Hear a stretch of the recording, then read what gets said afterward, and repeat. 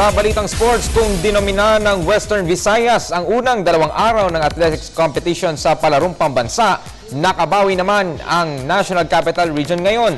3 sa 4 na gold medals na ipinamigay sa 400-meter hurdles kanina ang napasakamay ng mga Metro Manila runners. May report si Dennis Principe mula sa Dumaguete City.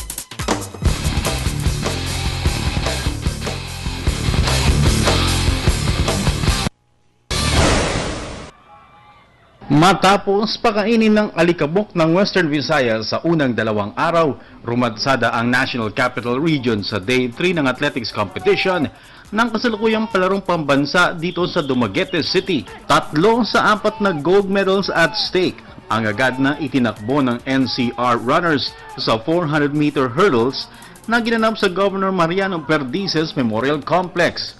Unang sumungkit ng ginto para sa NCR si Jaime Emmanuel Mejia na nagwagi sa isang neck-and-neck battle kontra Rafi Gonzalez ng Mimaropa sa Secondary Boys Division.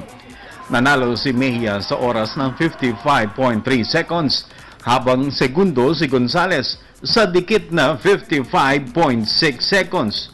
Pumangatlo si Roque Galceran ng Western Visayas sa oras ng 56.6 seconds.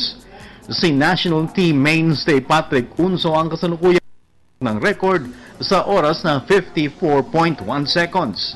Sa Elementary Boys Division ay nakuha ni NCR runner John Mel Francis Herbacio ang gold sa oras na 1 minute and 2.4 seconds. Pangalawa si John Kenneth De Villa ng Calabarzon sa oras na 1 minute 3.6 seconds at third placer si Kenneth Corpus sa oras na 1 minute 0.5 seconds. Si Marlene Avila ang ikatlong NCR Gold winner nang una itong tumuwid sa finish line ng Girls Secondary Division sa isa ring dikit na karera. Rumihistro si Avila ng 1 minute 4.3 seconds, mas mabilis lamang ng 0.6 seconds kay second placer Renalyn Aguirre ng Western Visayas. Pangatlo si Jaylin Lancita sa oras ng 1 minute 5.4 seconds. Tanging si Diana Sumagang ng Central Luzon ang non-NCR Gold winner nang tumawid oras na 1 minute 9.2 seconds sa Elementary Girls Division. Ngunit sumigundo pa si NCR runner Lea Solis sa oras na 1 minute 10.1 seconds habang pangatlo si Give Heart Eduliantes sa oras na 1 minute 10.8 seconds. May kabuuang 62 gold medals ang nakataya sa athletics competition ng 2013 edition ng Palarong Pambansa.